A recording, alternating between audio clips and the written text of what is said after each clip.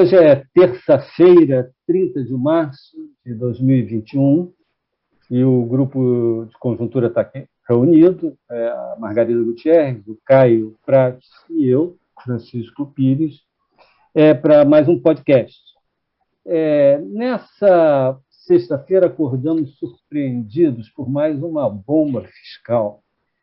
O orçamento aprovado pelo Congresso trouxe aumentos de gastos importantes para emendas parlamentares e, para financiar esse aumento de gastos, um verdadeiro corte do vento.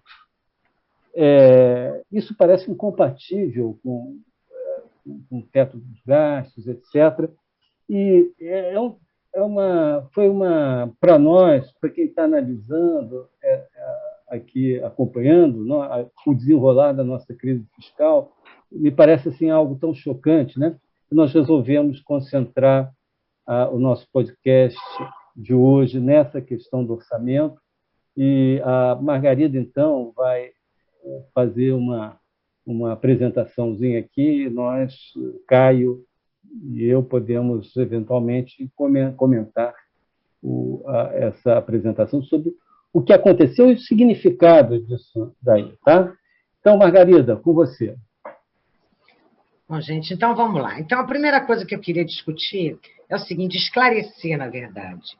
Aqui a gente já falou da PEC 186, que virou emenda complementar 109, e o que a gente vai discutir aqui do orçamento não inclui os auxílios, eventuais novos auxílios emergenciais ou auxílios para a pandemia, que isso foi aprovado na PEC 186, que virou a emenda complementar 109. Então, aqueles 44 bi, em princípio, de teto para esses gastos não entram na nossa discussão. São gastos que vão ser contabilizados como créditos extraordinários, ou seja, fora do limite do teto dos gastos primários do governo federal. Tá? Bom, então, no dia 25 de março, no final da noite, o Congresso aprovou um orçamento que tem alguns detalhes importantes, que não são detalhes.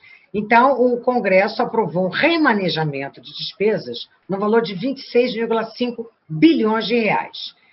Para fazer esse remanejamento, o que o Congresso fez? O Congresso cortou algumas despesas obrigatórias e outras não obrigatórias. Quais foram as despesas obrigatórias que foram cortadas? Gastos com o INSS, no valor de 13,5 bilhões de reais, redução de 7,4 bilhões de reais no abono salarial, por conta de uma decisão do comitê do FAT, né, que adiou, postergou todo o pagamento do abono salarial do segundo semestre desse ano, será remanejado para o ano que vem. Então, com isso, abriu-se uma sobra aí de 7,4 bilhões de reais no pagamento dessa rubrica. E, por último, como gasto obrigatório, uma redução de 2,5 bilhões de reais do seguro-desemprego. Em despesas não obrigatórias, o que foi cortado pelo Congresso para encaixar os 26,5 bilhões de reais adicionais? A despesa do censo demográfico, ela foi cortada em 1,9 bilhões de reais. Na verdade, o censo demográfico ficou com 74 milhões de reais. A ideia é que ele tivesse, no mínimo, 2 bilhões de reais para ser realizado. Um país continental como o Brasil não consegue fazer um censo demográfico com 74 milhões de reais. E uma redução de 1,1 bilhão de reais das universidades públicas federais. Bom, como é que o Congresso inicialmente se justificou para fazer esse remanejamento? Basicamente, dizendo o seguinte, olha, alegando que o combate a fraudes no INSS, mais o próprio primeiro efeito aí, os efeitos da reforma da Previdência, e uma medida provisória que ainda não foi decretada, que ainda não está nem sendo discutida, mudando regras do auxílio-doença, que esses três fatores aí, então, reduziriam os gastos previdenciários em 13,5 bilhões de reais. Bom, qual é o problema que a gente tem aqui? No dia 22 de março, o Tesouro Nacional, como está escrito na Lei de Responsabilidade Fiscal, soltou o primeiro relatório de avaliação de despesas e receitas. Esse relatório ele é bimestral, por força de lei, onde ali o Executivo tem que dizer como ele vai cumprir as regras fiscais para o ano. Então, eventualmente, existem despesas que são cortadas, receitas que são jogadas para cima ou jogadas para baixo, em função do andamento do ano. Porque o orçamento é sempre uma previsão de receita e gasto. Ao longo do ano, as condições podem se mudar. Para isso, existe, então, essa avaliação bimestral, onde ali o executivo se compromete a dizer, olha, eu estou cumprindo as regras fiscais e aí tenho que fazer esse remanejamento, vamos dizer assim, de receitas e eventuais gastos. Bom, qual é o problema, então, que a gente tem nesse primeiro relatório? Ali já está programado, no dia 22 de março, um aumento de despesa previdenciária de 8,4 bilhões de reais, que não constava do orçamento anterior. Por quê? Porque o salário mínimo foi aumentado num valor superior ao inicialmente projetado, porque o Índice Nacional de Preço ao Consumidor foi além do que aquilo que se imaginava. A inflação no ano passado subiu mais do que se imaginava, então esse aumento aí de gasto previdenciário é basicamente por conta do aumento do salário mínimo, que é o que vincula 3/4 do número de beneficiários do regime previdenciário no INSS. Bom, além disso, o que consta nesse relatório? Consta que existe um teto, né, da despesa primária. A regra do teto impõe um limite de 1,4 trilhões de reais para as despesas sujeitas ao teto, e as despesas primárias que constam nesse relatório, elas estavam orçadas em 1,5 trilhões de reais. Então, essa diferença entre o limite que o teto permite e a despesa primária que constava no orçamento obrigaria o governo a um corte de 17,5 bilhões de reais em despesas discricionárias.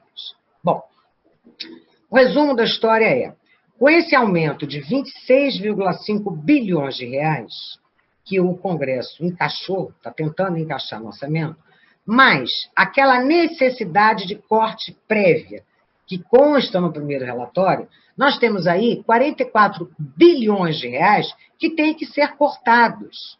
Da onde? Das despesas discricionárias, porque as obrigatórias, por definição, são obrigatórias, ou estão escritas em lei, ou estão escritas na Constituição Federal. E aí, então, nós temos uma grande discussão. Por quê? As despesas discricionárias, que são aquelas que o governo pode cortar, porque não estão escritas em lei, mas abrangem todo o custeio da máquina pública e os investimentos públicos, né? Estão orçadas em 96 bilhões de reais, dos quais 4 bilhões de reais é capitalização de empresa estatal não dependente. Então, na verdade, nós estamos falando de 92 bilhões de reais para tocar a máquina pública e incluir os investimentos públicos. Existem cálculos sobre qual é o limite, o piso desse custeio da máquina pública e investimentos. Algo que gira em torno de 90 bilhões de reais já é quase uma ameaça séria à paralisação de serviços importantes, né, que o governo produz, como emissão de passaporte, controle de tráfego aéreo, energia elétrica das agências do INSS, das universidades públicas, etc. e tal. Então, um número de 90 bilhões de reais já é luz amarela que está acendendo, dizendo, olha, corre o risco de que uma parte importante desses serviços públicos comecem a ser reduzidos. Se a gente fizer aqui algumas contas, quer dizer, uma conta, 44 bilhões de reais de cortes nas despesas discricionárias de 92 bilhões de reais, né, vão totalizar aí uma máquina pública que vai contar com 47 bilhões de reais para tocar todo aquilo que o governo tem que tocar, toda a provisão de serviços públicos, né, o custeio dele. E que simplesmente é inviável, é impossível. Né? Isso obriga a uma paralisação dos serviços públicos. Então, a gente tem aí uma discussão enorme de como resolver esse nó, que, a princípio, parece algo que, se você mantiver o teto do gasto, não tem como, né, a gente encaixar essas emendas parlamentares. Agora, então, eu queria ouvir um pouco o Caio sempre também tem muitas coisas importantes a dizer sobre esse tema, e o próprio Francisco, mas esses são os números que a gente tem aí, salientando de novo. A PEC emergencial, os novos auxílios emergenciais, não estão ameaçados, porque já foi aprovada a PEC, uma emenda complementar, que virou uma emenda complementar, permitindo que isso seja contabilizado fora do teto dos gastos. Então, quais são aí as implicações da gente furar o teto na prática, né? Embora juridicamente a gente não fure? E é essa discussão que eu acho que é a discussão mais relevante para nós, né? Então, Caio, vamos lá. Realmente, esse conjunto de dados aí da Margarida é muito chocante, né? Dá bem a dimensão do que aconteceu. Na verdade, a primeira pergunta que a gente pode fazer é por que, dado que existe uma regra constitucional do teto, portanto, não é decisão do governo cumprir ou não o teto, está na Constituição, só mudando a Constituição pode escapar disso. Então, a primeira pergunta que surge é por que se chega a um orçamento que é uma peça de ficção grotesca, na verdade, onde 44 bilhões, pela conta que a Margarida fez, estão excedendo o teto, tem que ser cortados de despesas discricionárias, porque as obrigatórias não podem ser cortadas, obviamente. Então, nesses 44 bi, como a Margarida estava colocando, se a gente exclui desse corte as emendas parlamentares, o corte é simplesmente paralisar a máquina pública, o chamado shutdown, inviabilizar o governo no seu funcionamento no dia a dia. Então, por que se chega a um ponto desse? Pior, se chega não apenas para uma decisão do Congresso, a revelia do governo, mas com claro apoio por baixo do pano do presidente da República. Então, esse é um segundo elemento desse xadrez intrincado da política brasileira no momento para a gente pensar. Uma pessoa que liderou dentro da Câmara esse processo, até porque foi o maior beneficiário das emendas, é o ministro do Desenvolvimento Regional, Rogério Marinho, uma pessoa muito ligada ao Bolsonaro. O Bolsonaro acaba agora de fazer uma reformulação ministerial, chamando para o Ministério, para a Secretaria de Governo, um cargo importante na articulação política do governo, a deputada Flávia Arruda, que era presidente do orçamento, do Ministério do Orçamento, e estava intimamente dentro desse processo, das emendas que estouraram o orçamento completamente, etc. Então, uma pessoa próxima dele, Rogério Marinho, a outra que ele chamou para o Ministério agora, tudo isso mostra que o quanto o Bolsonaro está participando desse processo, no fundo, de sabotagem da sua equipe econômica. Em última análise, esse é que é o X do problema, na verdade. Ele já ensaiou essa sabotagem desde o início de março. Ele sai há muito tempo, né? Mas pegar só os fatos mais recentes, no início de março, estava para se discutir a emenda, ou a PEC emergencial, que acabou viabilizando legalmente o auxílio, que na sua primeira versão, como a Margarida falou, vai ser 44 bi, vai poder ser estendido. O Bolsonaro trabalhou no início de março, e isso provocou imensa reação negativa no mercado financeiro, os investidores de modo geral, trabalhou para furar o teto, para tirar o Bolsa Família do teto, para abrir mais espaço, já pensando em abrir espaço para as emendas parlamentares, o que beneficia diretamente o chamado Centrão, que é a base dele hoje, tudo mais. Ele também atuou, como se sabe, no início do mês de março, a favor do tal do fatiamento da PEC, que era a ideia de primeiro aprovar o auxílio e deixar as contrapartidas de medidas fiscais que supostamente tranquilizariam o mercado em relação ao longo prazo, apesar do gasto do auxílio. Ele trabalhou pelo fatiamento dessa PEC, aprovando primeiro o auxílio e deixando para um futuro, para depois as contrapartidas. Ele acabou, quando ele fez isso, a reação foi fortíssima do mercado financeiro.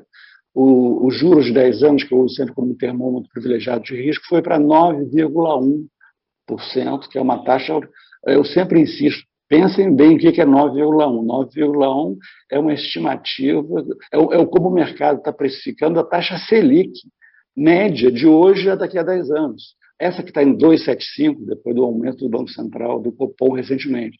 Imagine o que é uma taxa Selic de média em 10 anos, a vontade de hoje, de 9,1%. O que isso embute de desconfiança no país? Bom, isso foi a resposta do mercado as manobras por baixo do pano do Bolsonaro e as articulações dos senadores para mexer na PEC, etc., para fazer uma PEC politicamente aceitável na visão deles, etc. Afinal, a PEC surpreendeu positivamente, embora tenha sido muito frouxa do ponto de vista de contenção de gastos, sinalização futura de controle da dívida. Aliás, foi definida de uma maneira tal que, primeiro, nada acontecerá de ajuste no governo Bolsonaro, gatilhos só vão ser acionados muito depois do governo Bolsonaro. A PEC também acabou dando uma espécie de carta branca para o Bolsonaro, o presidente da República, poder ir ampliando o auxílio emergencial ou outras despesas entendidas como dentro do Estado, provenientes do estado de calamidade pública. Hoje, como a PEC foi definida, os gastos extrateto financiados com créditos extraordinários, que na primeira leva são esses 44 bi para o auxílio, não tem limite, na verdade. Nada impede que daqui a meses o Bolsonaro existe um outro decreto, sempre justificando com calamidade pública. Isso é a exigência. Mas os gastos que cabem no Conselho de Calamidade Pública são, obviamente, elásticos, não são necessariamente só o auxílio. Você pode racionalizar, argumentar que tem outros gastos que também são decorrentes da situação que a gente está vivendo e deveriam ficar fora do teto, assim por diante. Então, a gente está vivendo, quer dizer, então, voltando à pergunta que eu estava me fazendo, por que uma coisa tão grotesca no sentido de uma agressão, uma regra constitucional do teto, é aprovada pelo Congresso com o apoio velado do presidente da República? Qual é o propósito disso? Sabendo que isso é uma peça de ficção, porque esse orçamento não pode ser aprovado como está. Se o Bolsonaro aprovasse o orçamento como está, isso seria crime de responsabilidade. Ele poderia ser passível de impeachment. Então, ele sabe, o Congresso sabe que esse orçamento não pode ser aprovado como está. Então, qual é a questão que está por trás, na verdade? Aparentemente, a questão que está por trás é a mesma que o Bolsonaro, a continuidade de um embate que o Bolsonaro tem reforçado, arbitrado a favor desse lado do fura-tetos. De vez em quando passa panos quentes, porque ele precisa do Guedes no governo para manter um mínimo de credibilidade no ajuste fiscal, no compromisso com o controle da dívida, mesmo que esse compromisso seja cada vez mais frouxo, menos crível, mas ele precisa do Paulo Guedes, então ele faz um jogo duplo, permanente. Então, qual é o propósito de fazer uma coisa que, obviamente, terá que ser reformulada, porque se fosse aprovada como está, ele seria passível de impeachment, na verdade? É mais um elemento de pressão para a desmoralização do teto dos gastos, para inviabilizar o teto dos gastos. E no horizonte desse ano, o que pode acontecer? Vai ter que haver para cumprir o teto, teria que haver um mega contingenciamento que, obviamente, teria que atingir as emendas parlamentares. Se for só as despesas discricionárias fora das emendas parlamentares, como a Margarida falou, paralisaria o governo, a máquina pública, então seria inviável. Vocês acham que vai haver isso? Vão cortar 44 bi de despesas ou contingenciar? Eu acho que não. Na verdade, é um jogo de cena. Provavelmente o Congresso vai tomar para si a missão de fazer um orçamento menos chocante, mais ainda com gastos que vão ter que ser cortados em alta escala para caber no teto. Não 44 bi, mas menos. Eu acho que isso vai acontecer. O Congresso vai assumir para si essa missão. Só que não vai resolver o problema. Vai continuar havendo uma imensa pressão dos parlamentares para suas emendas, para gastos que não cabem no teto, uma resistência muito grande ao tal do contingenciamento para o teto ser cumprido. Então, eu acho que a gente caminha, a minha impressão, é para pressões cada vez maiores dentro do governo, para que o governo, e o Bolsonaro tem essa carta branca dada pela PEC emergencial recente, para criar novas despesas com créditos extraordinários e extratetos, para ir acomodando, para liberando gastos de orçamento de qualquer tipo, desde que ele consiga embalar esses gastos como gastos que se justificam pela calamidade. Justificativos podem acontecer vários, eu não vou nem ficar especulando, eles têm a criatividade dos políticos para isso vai ser infinita, para arrumar maneiras de gastar e tirar o gasto do teto, na verdade, com créditos extraordinários.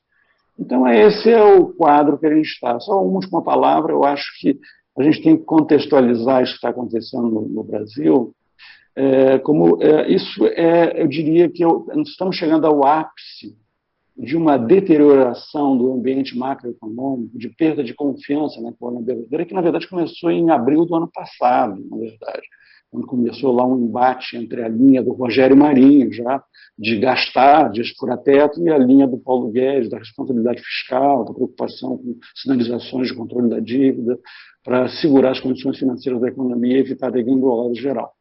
Esse embate vem desde lá de trás e agora chegou ao ápice. Agora a gente está vivendo, na verdade, dois ápices combinados. O ápice da pandemia, uma crise sanitária absolutamente sem precedentes, que não para de chocar o país, e que tem repercussões na economia, não só pela paralisação, restrição à atividade, que a gente vai ver agora nesse período mais imediato, abril, março, abril, principalmente, provavelmente, mas é que também o agravamento da pandemia é mais justificativa para gastos extrateto, que seriam necessários, ninguém está discutindo isso na medida que a pandemia esteja aí e tudo mais, mas só que esses gastos teriam que ser acompanhados de uma coisa que já não ocorreu e não ocorrerá, que eram contrapartidas muito críveis de controle fiscal a médio prazo.